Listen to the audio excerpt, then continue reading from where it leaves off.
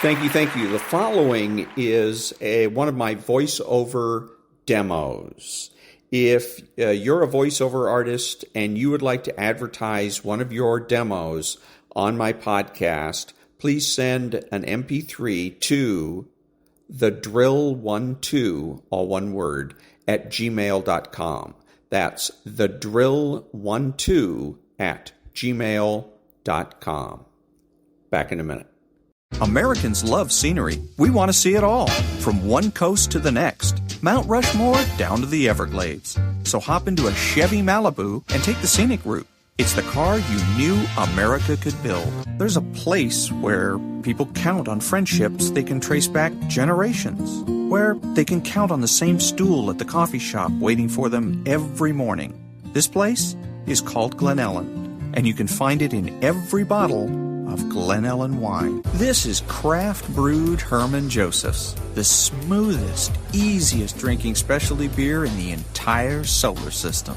And I believe you'll find drinkable in the dictionary right after don't order a beer you can't drink. Zoingo! Boingo! The freestyle pogo with more boing, more bounce. Bounce further, bounce higher with Zoingo Boingo. To see what makes Arrowhead Mountain Spring water different from those other waters, you have to go back to the source. And with Arrowhead, that means going back a little farther and longer than most. Between security challenged and security strengthened, there's one important word: how. And it is the how that makes all the difference to our nation and our world. Lockheed Martin. We never forget who we're working for. What makes Kraft Singles so good? 2 out of every 3 kids don't get the recommended amount of calcium. But with Kraft Singles, they get a good source of calcium and the taste they love. Kraft Singles. Magic every single time. Throw boring overboard with a new real meal from Long John Silver's.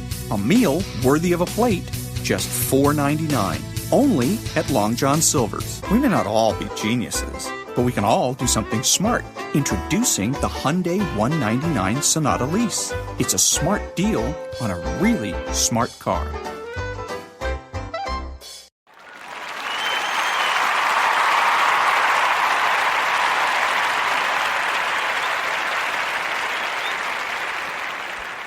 He's not proud of me. He's not, and I know, this is how I know, is we were having dinner, and then he goes, "Hey, Jen, you ever thought about selling cars?" And I was like, what do you mean? This is my job. I'm a comedian, that's a career. And he goes, I know, just think you'd be really good at selling cars. And it didn't bother me that my dad has, no regard for my career at all. What bothered me is that most parents see their kids and are like, doctor. My dad looks at me and is like, Honda. That's the best I could do. Good morning. It's Tuesday, Trump Tuesday, October the 8th, and this is The True Conservative. Welcome to all the butchers, bakers, and candlestick makers out there. I'm Ron, your host, and the only true conservative in the United States today. So today, after the Serenity Prayer and the patriotic song of the day, we will have the patriotic short, motivation, Bishop Barron, Ayn Rand, the 33 strategies of war, and Donald Trump. All that and more when I get back.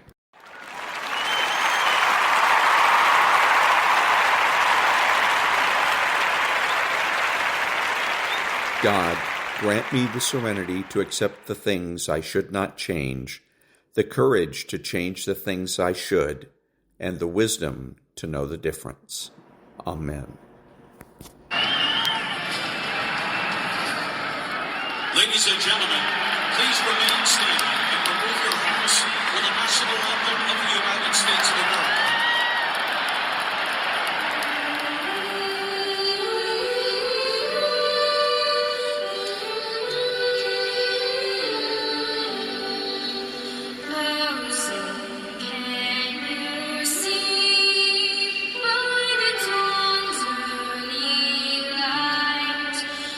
So proudly we hailed at the twilight's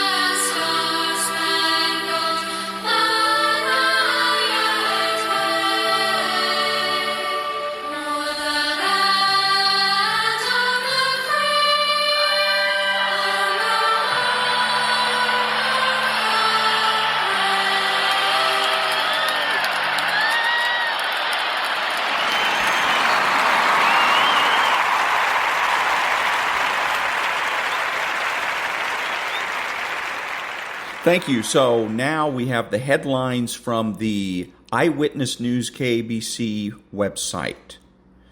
1 dead, 6 others injured after hazmat incident at downtown Los Angeles jail. Long Beach Unified School District safety officer sentenced to time served in deadly shooting. Pillowcase rapist allowed to live in Antelope Valley. Man captured after allegedly breaking into home rented by USC students. Disney World announces closures ahead of Hurricane Milton. Big rig carrying hydrogen tanks catches on fire in the City of Commerce.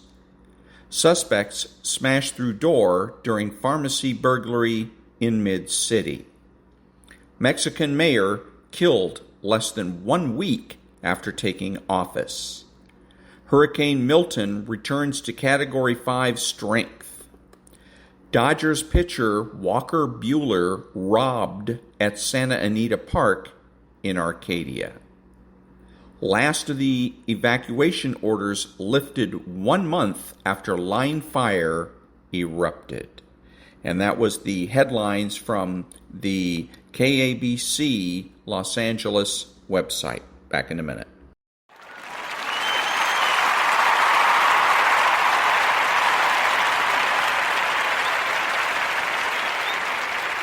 Thank you. And now the election corner and a young lady who says it better than I could.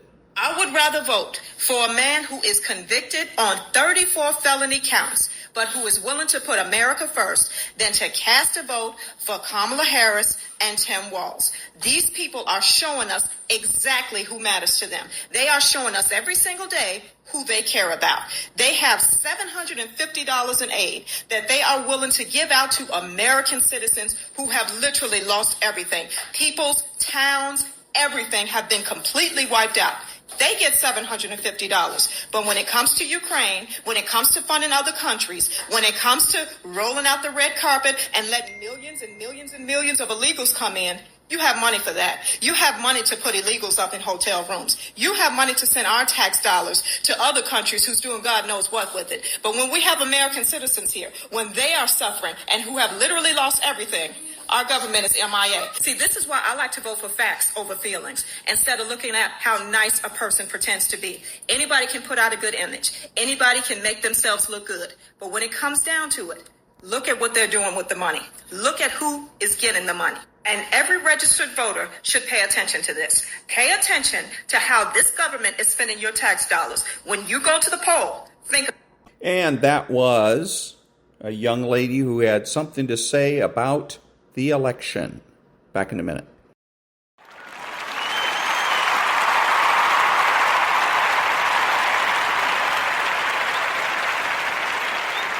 Thank you. And now, the military short.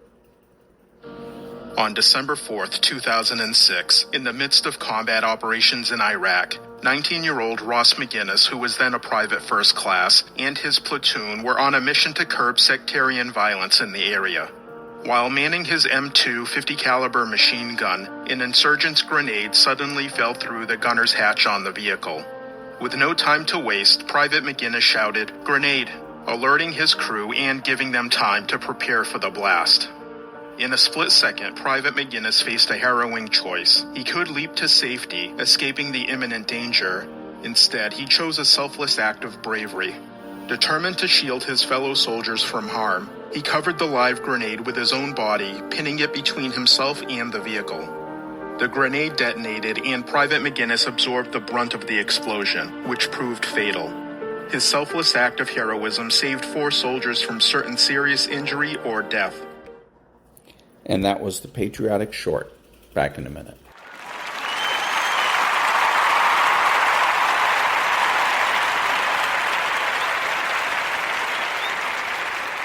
Thank you. And now about 5 minutes of motivation.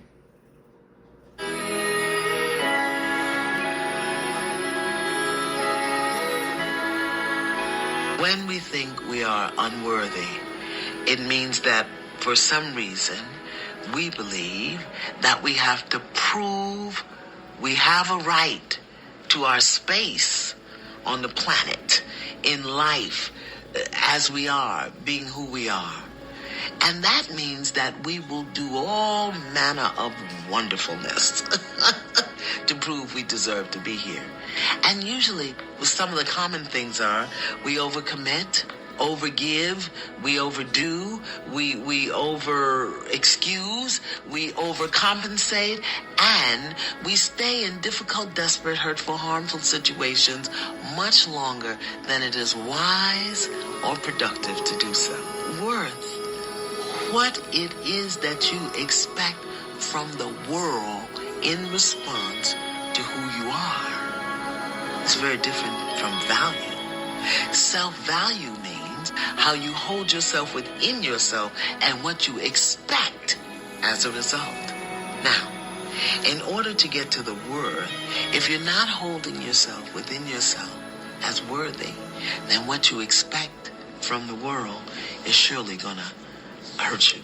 We're going to do. You are literally going to dump out everything that's in your head onto this piece of paper. Every concern, every worry, every to-do, everything that's bothering you, that you're thinking about. For some people especially, they're just experiencing way too much pressure.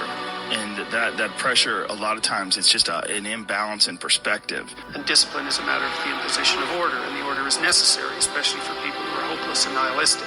Your work is going to fill a large part of your life. And the only way to be truly satisfied is to do what you believe is great work. Most people do it for survival. We need to feed our families, we need to survive, it's our career, okay, we have to do it. But to wake up with, my feet and my fingers tingling and say, wow, I have this to do, I have that to do today. And it's an amazing feeling, and I don't take it for granted. You're going to have a hard time thinking about all the options, and you're going to be really attached emotionally. So a lot of us know that. I can get over here, but over here, man, this is much better because I got to go through this journey that is not fun. This from 20 to 100%, this shit in between is not fun. Discomfort is your friend. It really is. Like discomfort and not being happy and content with certain situations in life, or certain feelings in life, they're massive motivators, and they're amazing at facilitating change. Everything else is secondary. Were the words, stay hungry, stay foolish. It was their farewell message as they signed off. Stay hungry, stay foolish. And I have always wished that of myself. Well, it is scary. I will always say that, especially business, because it's a very scary place to be in. It changes, it goes ups and downs, it has so many ups and downs. To be successful, you have to be able to walk away from a deal. You have to. If you want it bad enough, then people are going to give it to you at veterans, If you think it sucks when it's bad, you have losing pessimistic DNA.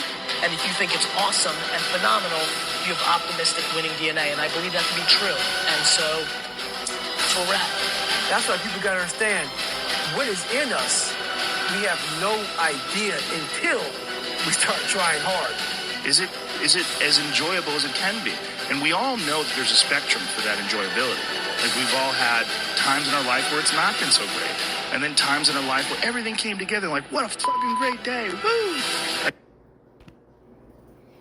And that was a little bit of motivation. Back in a minute.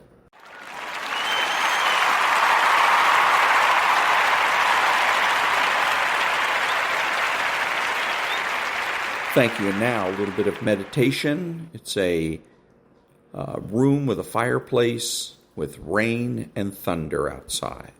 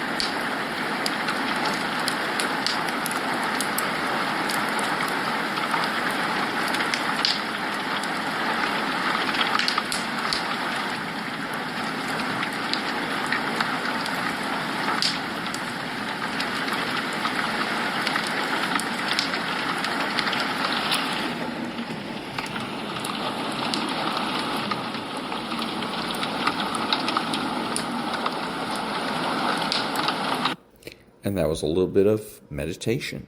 Back in a minute.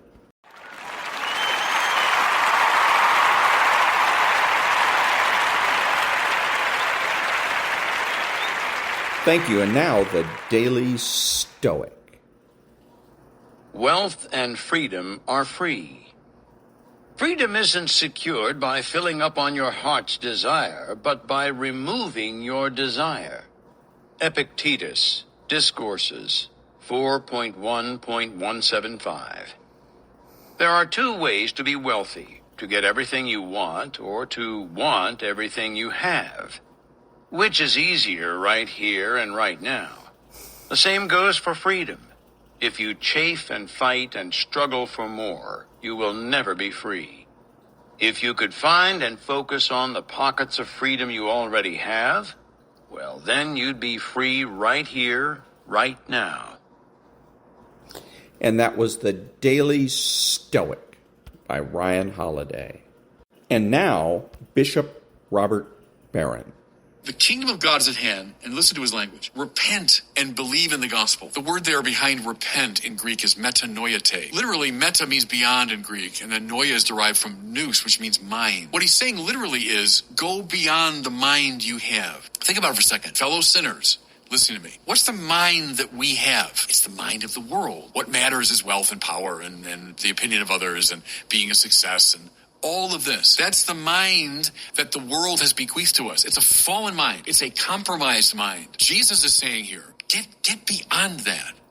Get beyond that. And may, as Paul would later put it, that same mind be in you that was in Christ Jesus. What will your life look like if Jesus is unambiguously the center of your life in every way? See, most of us, we got the old mind of the world. Have that same mind in you that was in Christ Jesus. Then you'll become a bearer of grace to the world.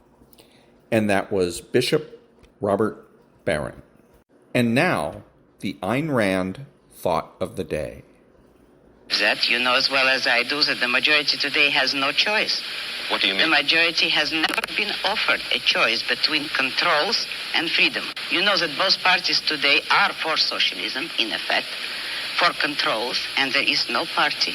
There are no voices to offer an actual pro-capitalist, laissez-faire economic freedom and individualism. That is what this country needs today. And that was the Ayn Rand thought of the day. Back in a minute.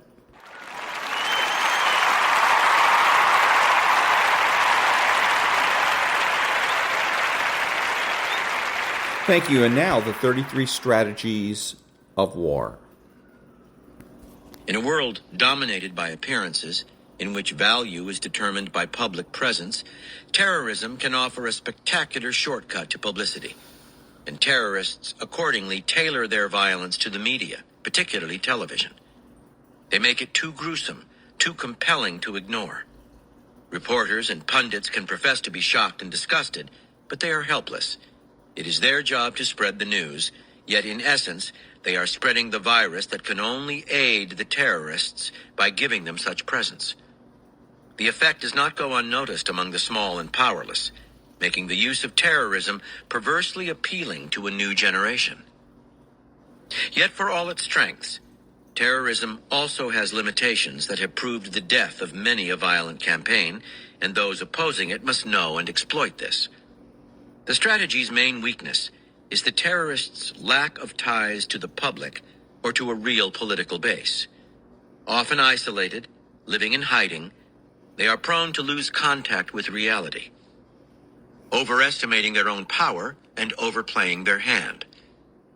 Although their use of violence must be strategic to succeed, their alienation from the public makes it hard for them to maintain a sense of balance. The members of Narodnaya Volia had a somewhat developed understanding of the Russian serfs, but more recent terrorist groups, such as the Weathermen in the United States and the Red Brigades in Italy, have been so divorced from the public as to verge on the delusional. Accentuating the terrorists' isolation and denying them a political base should be part of any effective counter-strategy against them. And that was the 33 strategies of war. Back in a minute.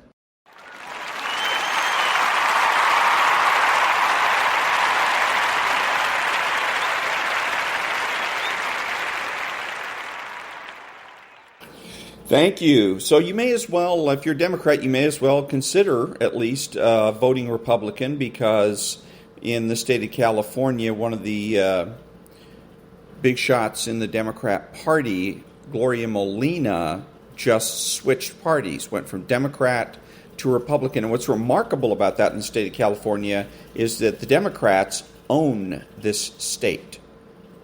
They have majorities everywhere.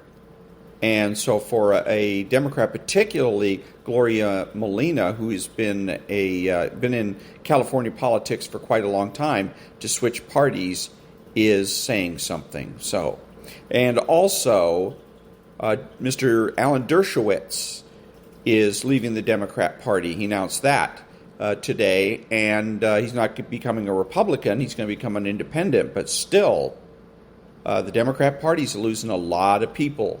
So you as a Democrat voter might want to consider voting Republican. Back in a minute.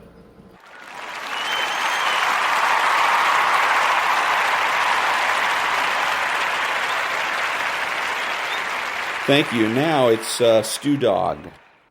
If you're watching The View, you're not watching Varney. I'm shocked. I'm really shocked.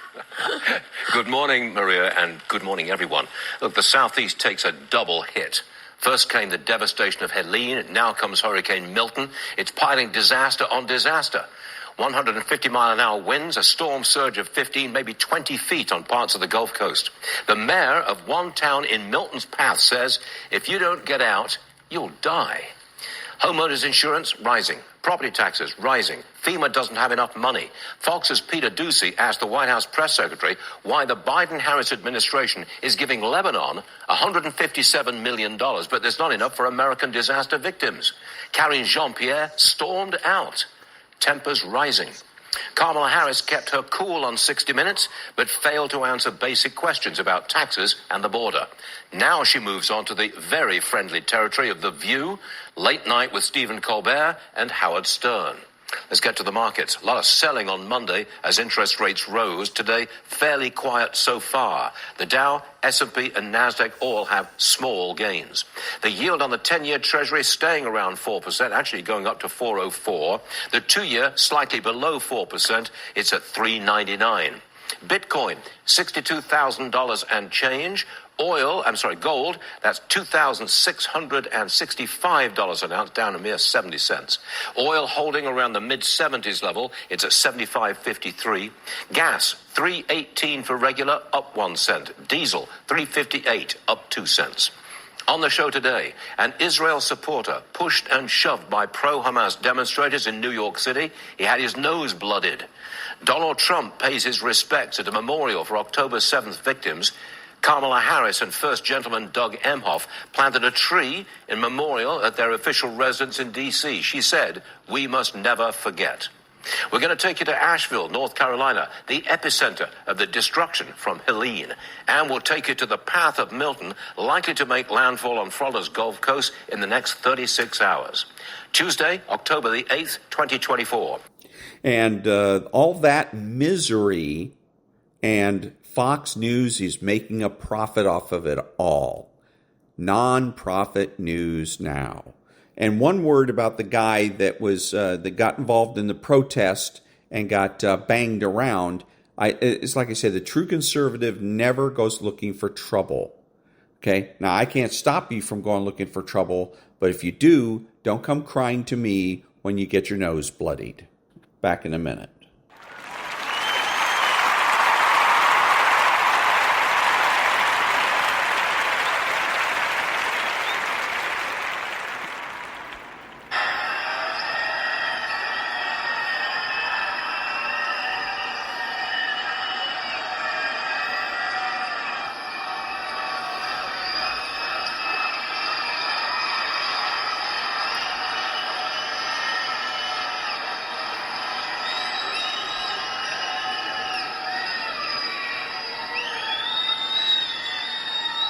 Lee, thank you very much, really, and thank you, a very big thank you to Pennsylvania. We love Pennsylvania. And as I was saying,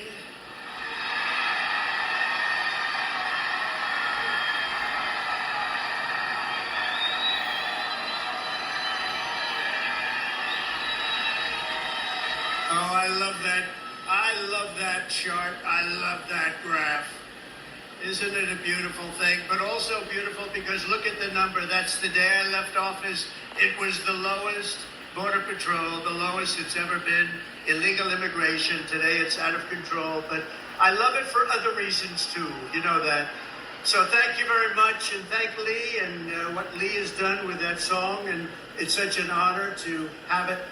I want to just let you know that tonight I return to Butler in the aftermath of tragedy and heartache to deliver a simple message to the people of Pennsylvania and to the people of America.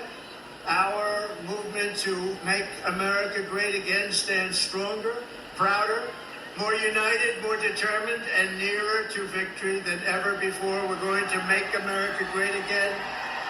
We're going to win the election. We're going to win the election.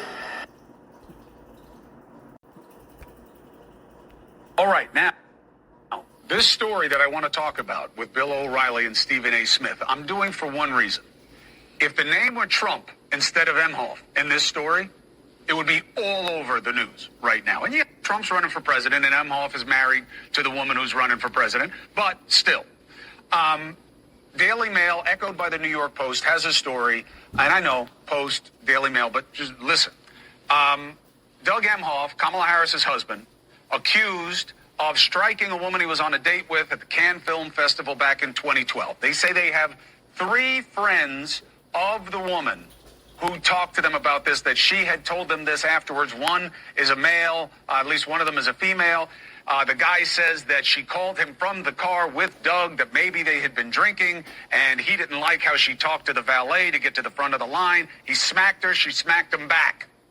That's basically the story. I have the reporter from the Daily Mail who broke it, Josh Boswell. Josh, thank you for joining me, Bill O'Reilly, and Stephen A. Smith. Now, Josh, what did you believe the right standard was here? How credible do you believe this story is? I think it's very credible, otherwise we wouldn't have published it. You do not get, as you were just saying, very often people coming forward named, and the reason is they're worried about retaliation. These are very powerful people we're talking about. But what we have here is 3 friends all saying they were told the same thing, 2 of them contemporaneously. This woman, Jane, we're calling her, she called one of the friends immediately after the incident. That's what this friend told me. And that's backed up by the other 2. And it's not just that. We have documents as well. We have messages and a photograph, which evidence the relationship, evidence the trip happened. There's also footage from the event, which shows that she and Doug were there. And you reached out to the woman who was supposedly a New York lawyer, and she did not deny it. She refused to comment. You reached out to the campaign. They didn't deny it. They refused to comment. Stephen A. Smith. My question is, how long have you been working on this story? How soon or how recent was it that you received word of these allegations that are being leveled against the potential first man? So I've been working on investigations into Doug Emhoff for a little while. I mean, you can see, so I work for the US website dailymail.com, and we published in August a story about Doug having an affair with his daughter's teacher, grade school teacher at the time, her nanny. So I've been investigating him for a while. This story I've also been working on for several weeks. So, this was a thorough investigation, something that I put a lot of work into. If it were Trump or anyone related to him, it would be on every TV show that is on right now. And that's why I think in the interest of fairness, you should look at it. I don't blame you for bringing up the story because in fairness to Donald Trump, which is not something you hear me or most people say all the time, it is absolutely true. If this were him, it would be all over the place. It would be printed. It would be publicized everywhere. We also have to take into account 2018 when then Senator Kamala Harris, obviously, when the whole Brett Kavanaugh situation, not as far back as 2018, but when Brett Kavanaugh was obviously running for the Supreme Court, I think it was around that time, actually, and I remember her wearing all black and saying she was wearing all black, and I wore black today in support of all survivors of sexual assault or abuse. And it was a hashtag, believe survivors, et cetera, et cetera. And so when you do something like that, it's going to be politicized. And if people believe you've politicized it, the second they get an opportunity to politicize something against you or unfavorable to you, they are going to pounce on that. You are not going to hear anything from Me Too, Time's Up, or any of them at all. Nothing. But if it were a Republican or a conservative, they would be denying the person accused of due process, because that's what they do. Unless it's someone on our side. So what I've just told you is absolutely true. I hate that about this country right now. It is the worst thing about America, that the media has embraced the denial of due process for headlines, for clicks, for money. It is disgraceful.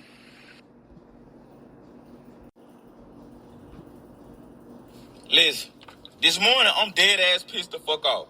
As a recent hurricane survivor, as somebody who been without lights for 6 days, I am pissed off. The fact that I can hear Joe Biden say, we need American people to come together to help the recent hurricane survivors.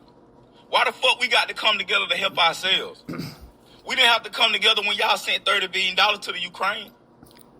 We didn't have to come together then. So why we gotta help? Why we gotta come together to help ourselves now? We gotta come together to help ourselves because y'all don't give a fuck about us. And y'all can't see that. Y'all love to say they for the people. How they for the people? She asking for donation while Trump out here giving $25 million to help us. Yeah, like what part of this do y'all not understand? Y'all put so much faith in this old ass man and this Jezebel ass lady when constantly they show us that they do not give a fuck about us. And this is another prime example of them showing that they just don't give a damn about us. Yes, I can speak on this. Yes, I'm experiencing it myself, so y'all can't say a damn thing about it. Then y'all love to touch on the fact and say something about Project 2025. But guess what? The trustee of the Heritage Foundation, which is the foundation that presented Project 2025, why they endorsing Kamala now? Why they endorsing Kamala now? So that's what she's standing for. She ain't nothing but a chair hopper. And she not for the people, and y'all can't see that. I see it more than ever now. I see it more than ever. They don't give a fuck about us. These folks left us to fend for ourselves and ask us to get the money for ourselves when they sending all the money to these other countries. What part of that makes sense to y'all? Because I don't get it. Make it make sense to me, because y'all going to say something. I'm rage baiting or something. Make it make sense, because I just need to know. A lot of you don't understand why Trump was so popular, but I get it, because I hear it every day. He's very loved. And the reason he's loved is because people in Ohio have never seen somebody like him. That first debate, I've never seen anything like it. I've never seen a white male billionaire screaming at the top of his lungs, "This whole system is rigged," he said. And across the stage was a white woman, Hillary Clinton and Barack Obama, sitting over there looking at him like, "No, it's not." I said, "Now, wait a minute, bro. It's what he said." And the moderator said, "Well, Mr. Trump, if in fact the system is rigged, as you suggest, what would be your evidence?" Remember what he said, bro? He said, "I know the system is rigged because I use it."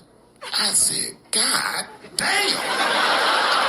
No one ever heard someone say something that true. And then Hillary Clinton tried to punch him in the taxes. She said, "This man doesn't pay his taxes." He shot right back. "That makes me smart."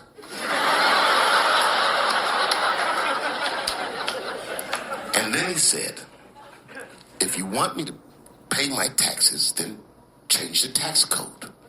But I know you won't, because your friends and your donors enjoy the same tax breaks that I do." And with that, my friends, a star was born. He's just such a different character than anyone that's ever been a president of the United States, I think. I think this is what this vote means, is that the country is dissatisfied with the way that Washington has worked for the last couple of decades. You know, they're lazy and they're about inhibiting the other side. They're not about working together at all. And it's sort of become such a national disgrace, a quiet national disgrace. Y'all hear me out. I think Tim Walsh actually fell in love with J.D. Vance yesterday. I'm not bullshitting. I think he actually fell in love with J.D. Vance yesterday. It was impossible not to like him. Impossible. He was so poised. He talked with such efficiency. He made sure that he cleared his thought process. He talked with straight, direct answers. He talked as if he say, I'm going to close the border tomorrow. It's going to be closed tomorrow. He talking absolutes. No riddles, no stories needed. And if he do give you a story, that story actually has something to do with something. J.D. Vance, if you're not deranged, has cleared any threshold, any thought process. He's going to be the actual checking to Trump. Whatever outlandish things that you think Trump is to do, trust me, J.D. Vance has a commander's spirit which is equal or comparable to Trump's. That is a true, outstanding man. He made sure he didn't offend nobody. I'm telling you, Tim Walsh like that man.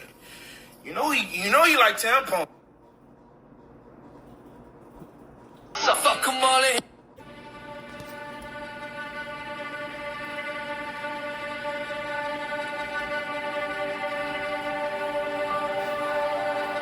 There's not going to be a President Donald Trump. Donald Trump will not become president.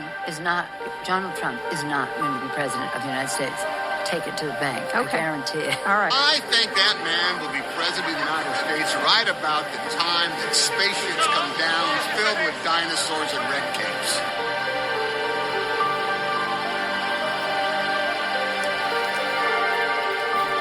Donald Trump has been saying that he will run for president as a Republican, which is surprising since I just assumed he was running as a joke.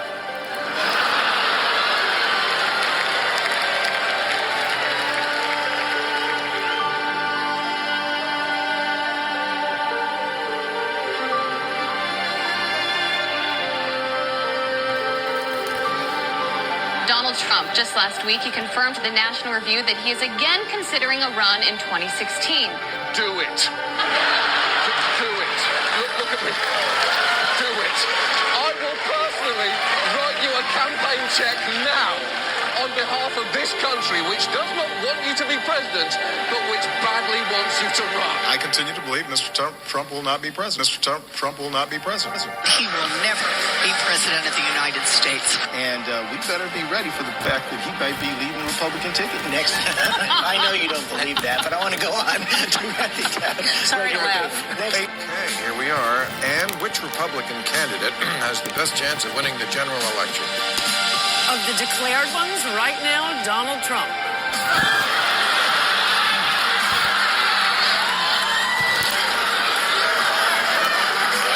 And so, right now, Mr. Trump, to answer your call for political honesty, I just want to say, you're not going to be president. There is zero chance we'll be seeing you being sworn in on the Capitol steps with your hand on a giant golden Bible. Donald Trump will never, ever be president of the United States. Donald Trump will never be elected president of the United States. Donald Trump is a here today, gone tomorrow candidate for president of the United States. Donald Trump is not going to be president of the United States. Ever respectful of the fact that the people have not voted, he's not going to be president of the United States. Let's be clear. Donald Trump will lose the election. We talk about him every day, and we continuously bash against him. He's not going to be the president. Don't worry about it.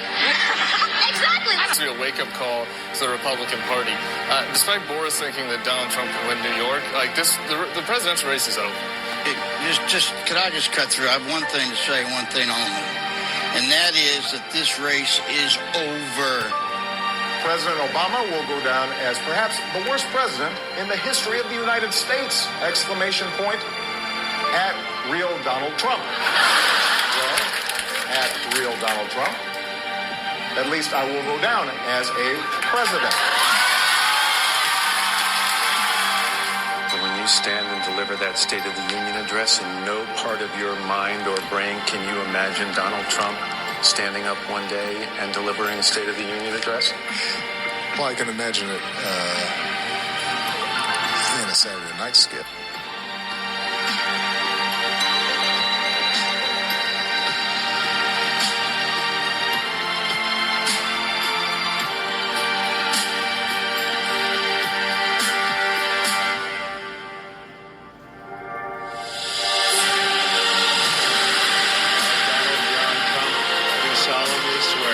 That I will faithfully execute. That I will faithfully execute. The office of President of the United States. The office of President of the United States. And will, to the best of my ability. And will, to the best of my ability. Preserve, protect, and defend. Preserve, protect, and defend.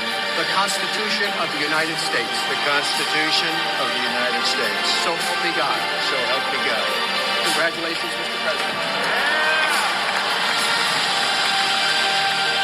Honored to be able to introduce for the first time ever anywhere the 45th President of the United States of America, Donald J. Trump.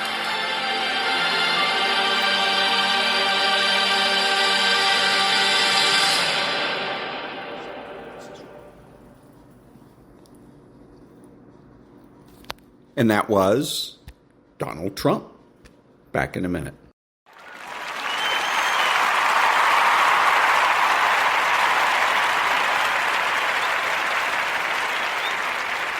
This is Ron, your host, the only true conservative in the United States today, bidding adios to all the butchers, bakers, and candlestick makers out there, and reminding you that you are not neutral and that the government has no rights.